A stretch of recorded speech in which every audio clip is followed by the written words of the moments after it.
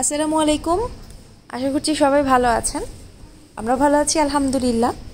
আজকে আপনাদের সাথে অন্যরকম একটা ব্লগ শেয়ার করব। বাইরে টোটালি আজকের ব্লগটা করা, নর্মালি তো বাসায় থাকলে বাসায় সারাদিন কী করছি না করছি সেটাই করি রেকর্ড। আজকে বাইরে সারাদিন কী করলাম সেটা রেকর্ড করার চেষ্টা করেছি।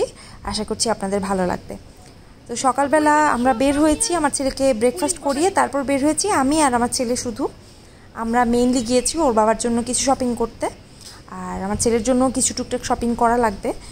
মালয়েশিয়াতে যেহেতু অনেক গরম, আর আমরা তো ইংল্যান্ডে যাব, ওখানে ঠান্ডা থাকবে, সামারেও বেশ ঠান্ডা থাকবে। আমাদের জন্য তো ঠান্ডাই, যেহেতু আমরা গরমের দেশ থেকে যাচ্ছি।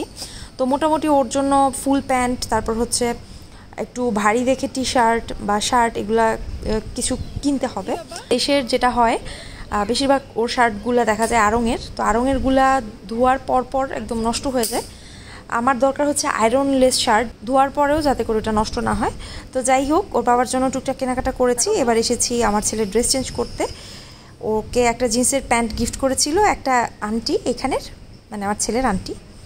তো ওইটা চেঞ্জ করে আমি দুইটা একটু ফ্লাফি দেখে প্যান্ট নিয়েছি, যেহেতু অনেক দৌড়াদৌড়ি করে, জিন্সের প্যান্ট পরে দৌড়াতে পারবে না। তো এদিকে নীলা নামিরা আমাদের সাথে তো ছিলই, ওরাও কাজে গিয়েছিল ওদের, তো ওরা ওদের মতো কাজ করেছে, আমরা আমাদের মতো কাজ করেছি। পরে আবার নীলা বাচ্চাদেরকে কয়েন কিনে দিল, কয়েন দিয়ে ওরা একটুখানি খেলাধুলা করলো এখানে। তারপর আমরা আবার খাওয়া দাওয়া করেছি। এই ফাঁকে আবার আমরা আমাদের ফেভারিট আইসক্রিমও খেয়েছি। এই মলটাতে আসলেই দেখা যায় আমি ইয়োগার্ট আইসক্রিমটা খাই ইয়োলের। আর নামিরাদের সাথে এটা আমাদের শেষ আউটিং বলা যায়, মানে আমার ছেলের আর নামিরার টুগেদার যে প্লেইং মারামারি এগুলো শেষ আজকে, কারণ ওরা হচ্ছে দেশে চলে যাবে অলরেডি। যখন এই ভিডিওটা আপলোড হবে ওরা দেশে চলে গিয়েছে, আর ওখান থেকে ওরা আবার আমেরিকা চলে যাবে। সো আমার ছেলের সাথে আর দেখা হওয়ার কোনো চান্সেস আপাতত নেই। ভবিষ্যতে দেখা হলে হতেও পারে, বলা যায় না। ইনশাল্লাহ আল্লাহ চাইলে আবার দেখা হবে। তো বিকাল দিকে ওর বাবার যখন অফিস শেষ আমাদেরকে পিক করার কথা, আমাদেরকে পিক করে নামিরাদেরকে আমরা আগে ড্রপ করব, তারপর ওর বাবা আমাদেরকে নাকি এক জায়গায় নিয়ে যাবে সারপ্রাইজ দেওয়ার জন্য।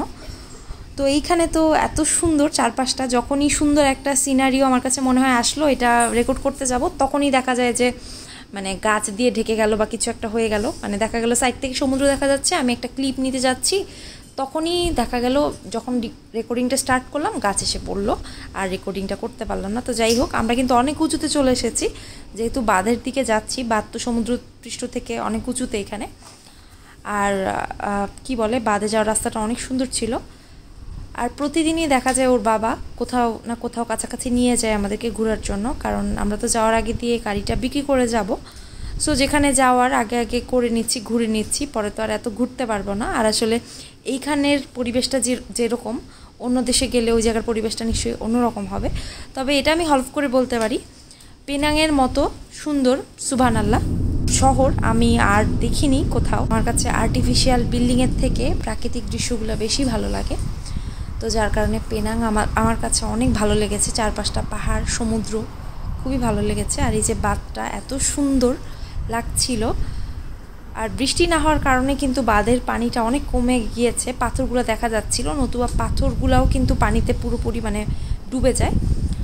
তো এইখানে এমন একটা সময় আমরা এসেছি, রোদটাও পড়ে গিয়েছে, সুন্দর বাতাস দিচ্ছিল, অনেকটা সময় আমরা এখানেই বসেছিলাম।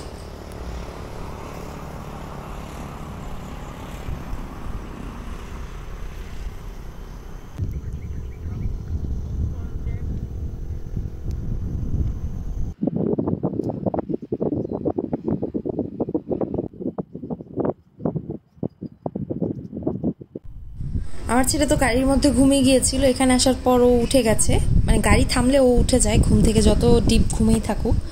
তো পুরোপুরি টাসকি খেয়ে গেছে এত সুন্দর সিনারিও দেখে। আর এই যে তিনটা বাঁধের মধ্যে কোনটায় কত পার্সেন্ট পানি আছে এটাই বোর্ডে লেখা আছে। এখান থেকে নাম জেনে পরে আরেকটা যে বাঁধ আছে ওখানেও আমরা একদিন ঘুরতে গিয়েছিলাম, সেটা একটা ক্লিপ, ছোট কয়েকটা ছবি নিয়ে একটা ক্লিপ রেডি করে আপনাদের সাথে শেয়ার করেছিলাম। তো এখন আমরা ভাবলাম আমরা একটু ফার্স্ট অ্যাভিনিউর দিকে যাই, টাকো বেল থেকে টাকো খেয়ে আসি। আর এই হচ্ছে কোমতার টাওয়ার, এখান থেকে কিন্তু মানে পুরো পেনাং শহরটা মোটামুটি দেখা যায়, ওই যে নিচে টপ লেখাটা দেখা যাচ্ছে। আর এই জায়গাটায় কিন্তু ডাইনোসর আছে। এই কোমতার টাওয়ার যখন আমরা ভিজিট করেছিলাম এটা নিয়ে আমি একটা ভিডিও করেছিলাম।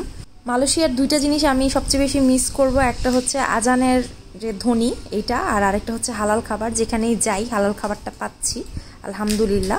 তো যে নিয়ত করে আজকে বের হয়েছিলাম আলহামদুলিল্লাহ সবগুলা কাজ শেষ হয়েছে, আর মোটামুটি আমাদের শপিং পুরোপুরি শেষ, সব কেনাকাটা হয়ে গেছে, যাও টুকটাক কেনাকাটা করার ছিল। তো বাইরে খেতে আসলে মাস্ট আমি যেটা করি টি লিফ থেকে একটা বোবা ড্রিঙ্ক নেই, আমার জন্য একটা ব্রাউন সুগার মিল্ক টি, আর ওর বাবার জন্য একটা সিগনেচার কফি। আর এদিকে টাকো বেল থেকে টাকো নাচোস নিয়েছি, খাওয়া দাওয়া শেষ করে বাসায় ফিরে যাচ্ছি। আর আজকে এখানেই শেষ করছি, সবাই ভালো থাকবেন, আল্লাহ হাফিজ।